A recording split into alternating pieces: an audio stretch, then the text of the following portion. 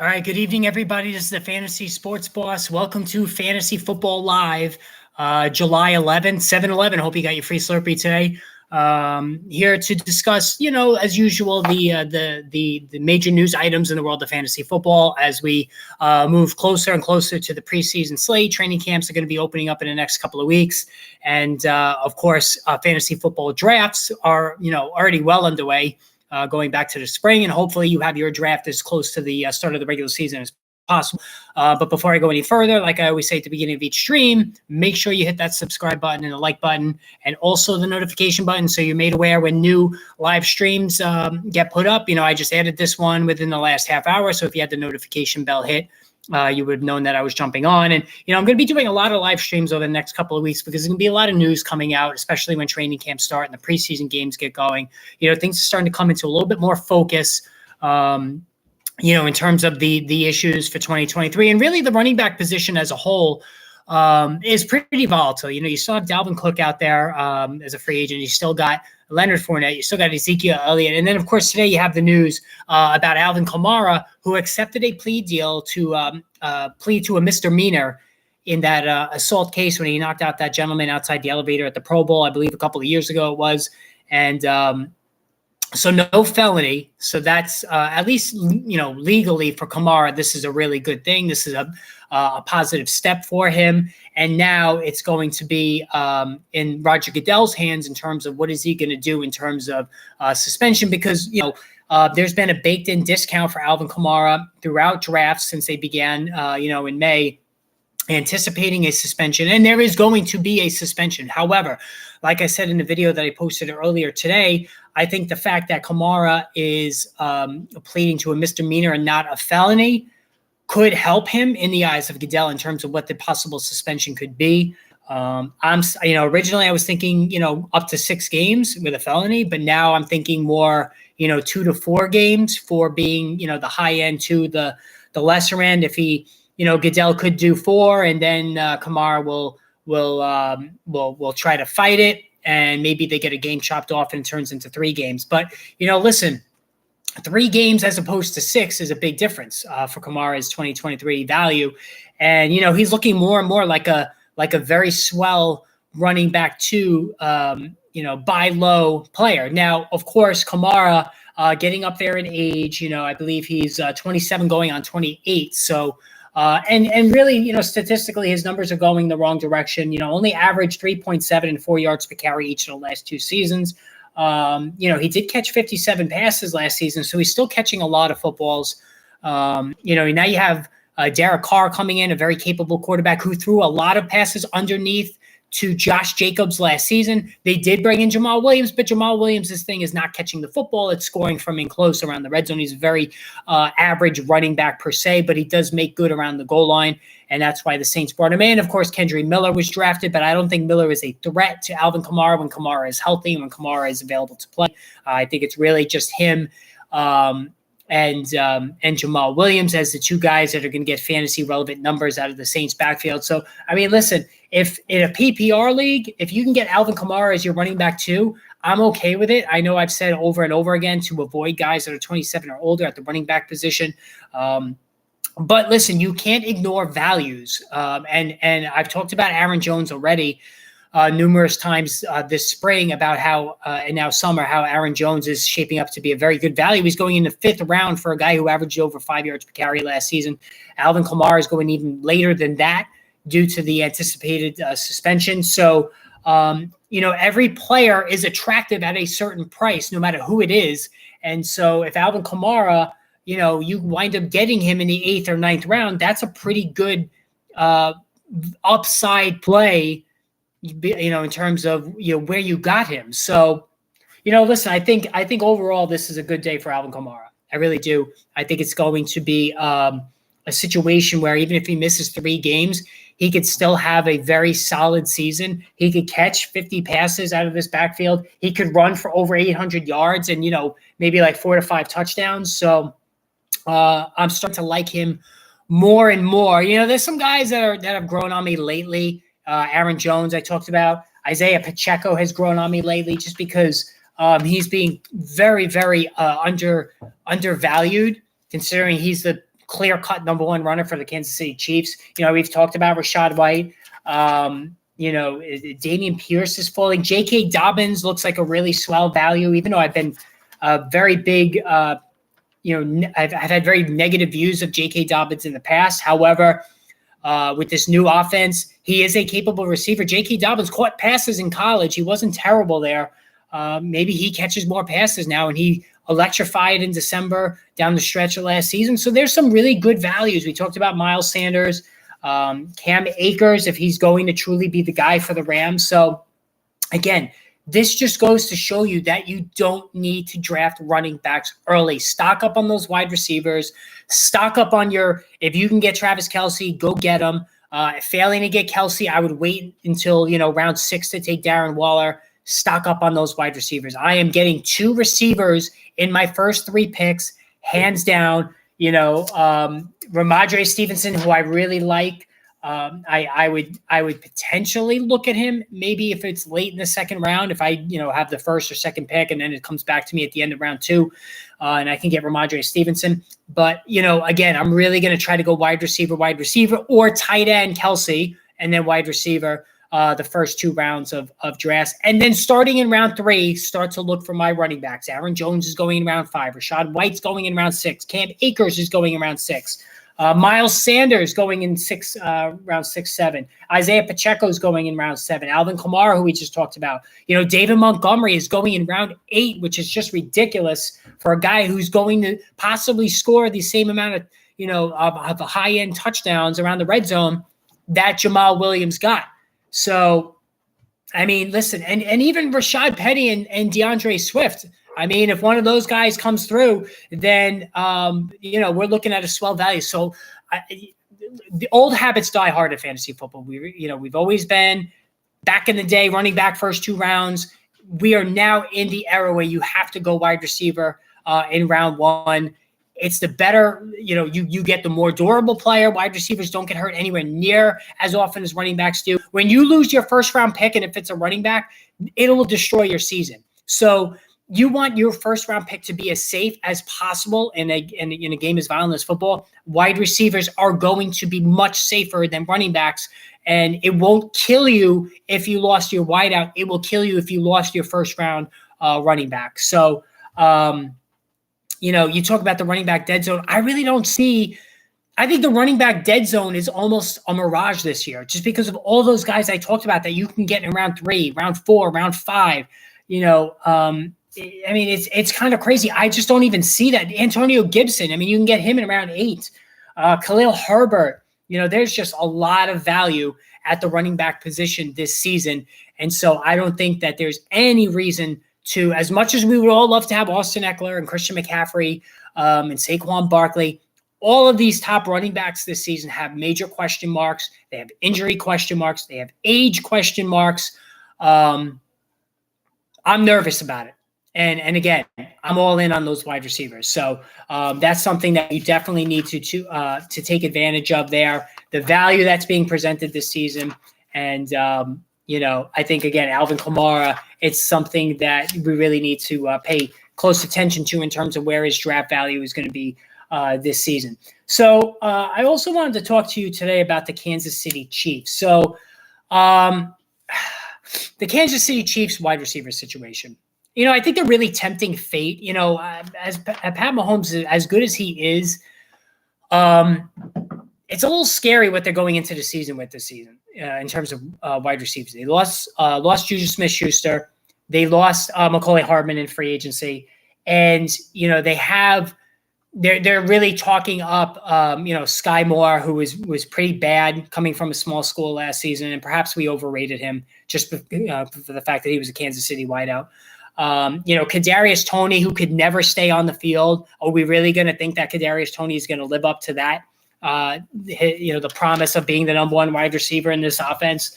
These are, and then Marquez Valdes-Scantling. I mean, he is as hot and cold as it is. He'll have one big game for like every 6 or 7. So I've been looking at this a little bit closely, and I really think we need to talk a little bit more about Richie James. All right. So Richie James, previously the San Francisco 49ers, New York Giants last season.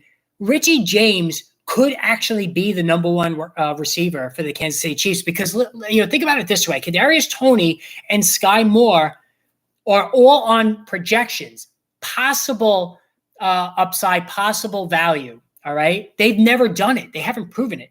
Richie James, I know obviously he's not a household name, but last season with the New York Giants, and I saw every one of his games. I'm here in New York. I'm a Giants fan. He was pretty freaking good. So 57 catches, 569 yards, 4 touchdowns, and really was like a half a season worth because he didn't play much early on. Towards the second half of the season, Richie James was really good.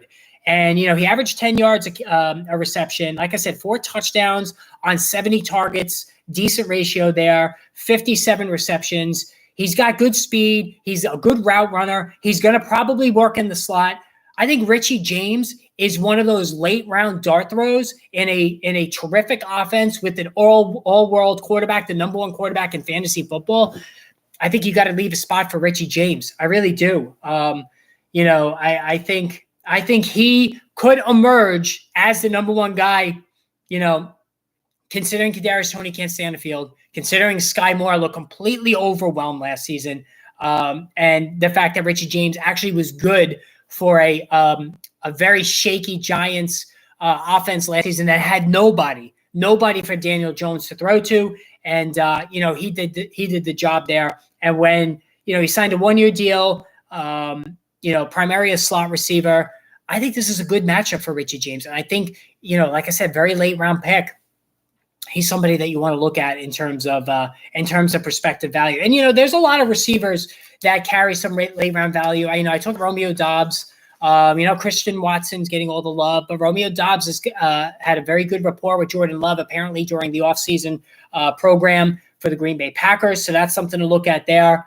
You have Chase Claypool with Chicago. Maybe he's ready to step up there. Jonathan Mingo, rookie wideout for Carolina. Adam Thielen, I think he's, a decent value himself, but I think Jonathan Mingo even more so. And then there's Nico Collins. Nico Collins is going to be the top wideout for the Texans. And they have CJ Stroud, who is a supremely accurate quarterback during his time with Ohio State. And I think he's got some ability.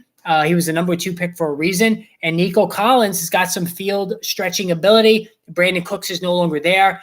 Robert Woods, who's completely washed, is, they have him. Not sure why they even bothered there, but there's not a lot for Nico Collins to have to deal with in terms of being the number one guy. Dalton Schultz is there. I talked yesterday on the show about how Dalton Schultz is a good tight end value. So these are things that we're going to have to look at in terms of your late round wide receivers for next season. So, all right. So I was asked by Fran Inglesby about the defenses in terms of the playoff schedule. So let me just say this early on that I really think we need to move away from defenses in fantasy football. So in one of my leagues, we have no defenses and we have no kicker. All right. And it's awesome. All right. Kickers, you could have the best kicker, Harrison Butker, but the Chiefs score touchdowns at an exponentially high rate, and he's kicking only extra points.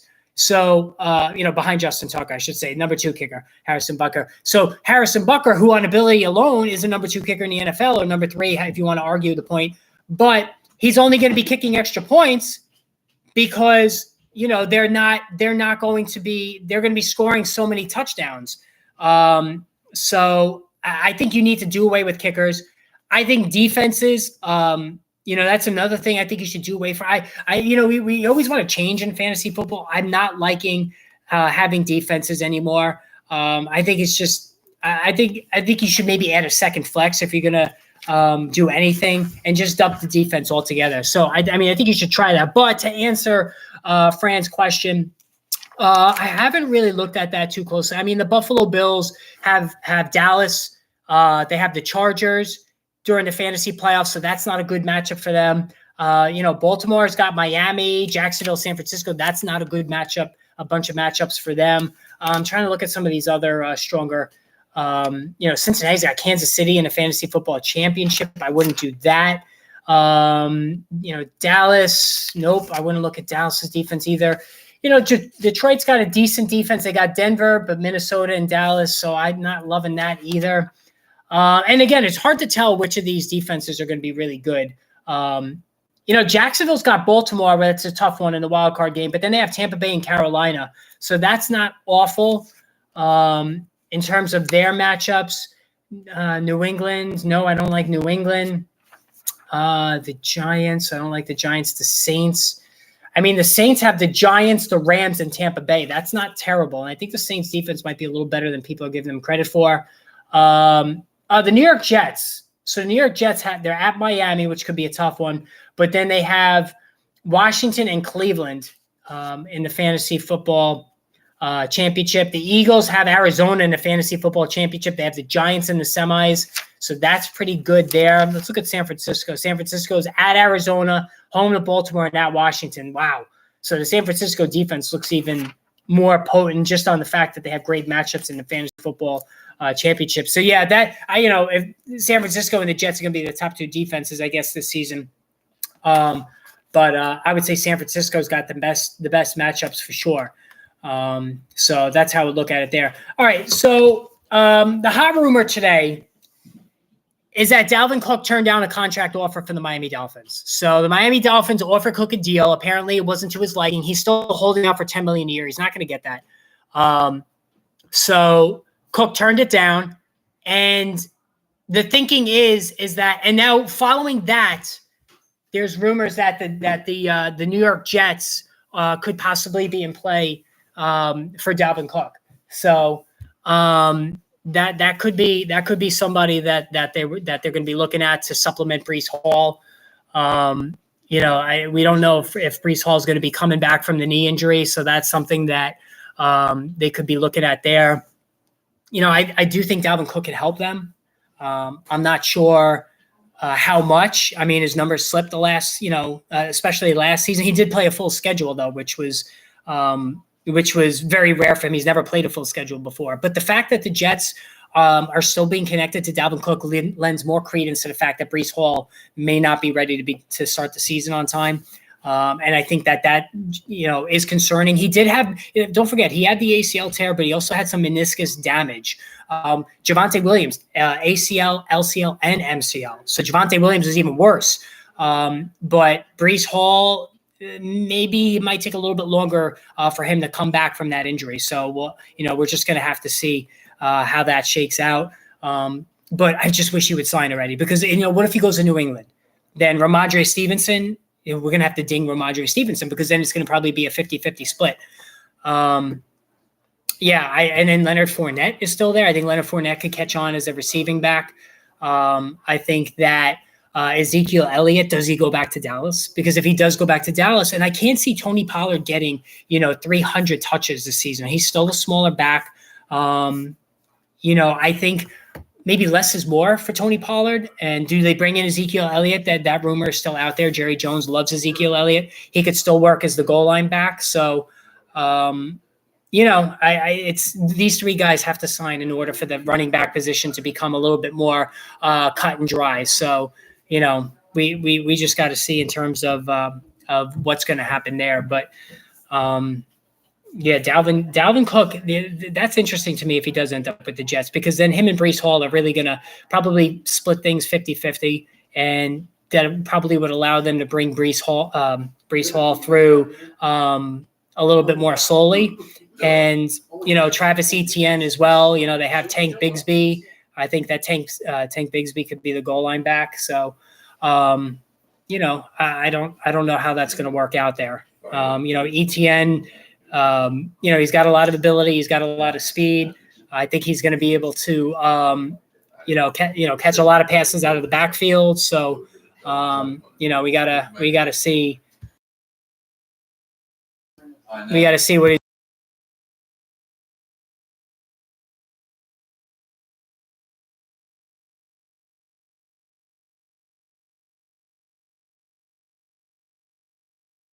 hold up his end of the bargain there. But it's with camps opening in a couple of weeks, I think that there's going to be some clarity one way or the other. But Tony Pollard, I just can't see him being a 300 touch guy. Sorry guys that the volume went in and out there for a second. I had a couple of my family members walking by making noise in the background. So, but yeah, so we just got to see what happens there in terms of where these guys end up, and we're gonna have to. And that's why also anybody who's drafting now, it's not the right thing to do. I mean, you're doing it wrong. You wanna wait as long as you can to have a draft to make sure that the injuries aren't gonna impact your team. And listen.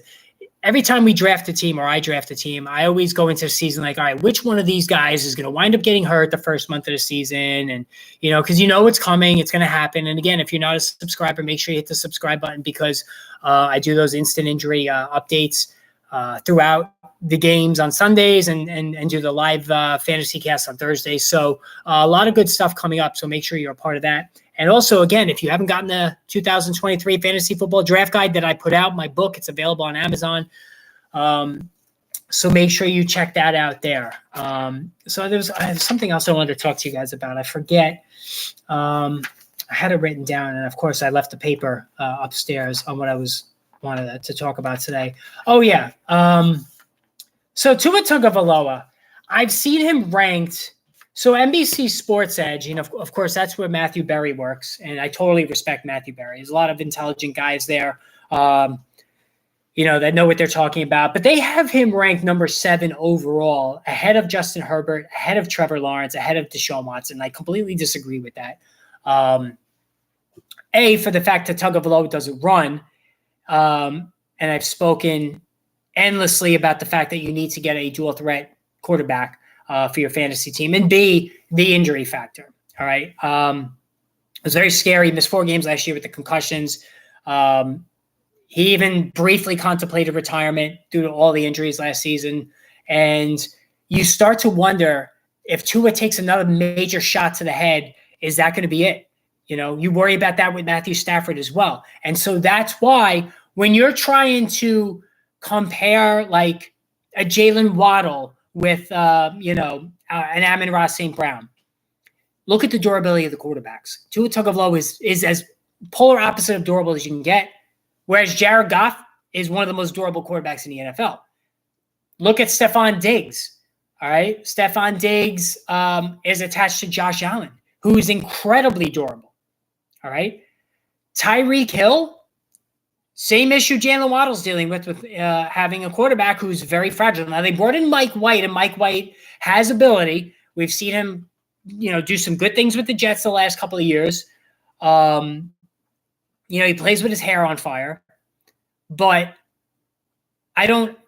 it's very scary to me to invest in, especially Tyreek Hill, because it's going to be a late first-round pick. Jalen Waddle, you can get him in the 3rd round. So it's not as bad. But it's very risky attaching yourself to a Tagovailoa in drafts. And having him number 7, sure, he was playing at an MVP pace the first half of the season. No doubt about it. The numbers were silly in terms of just passing.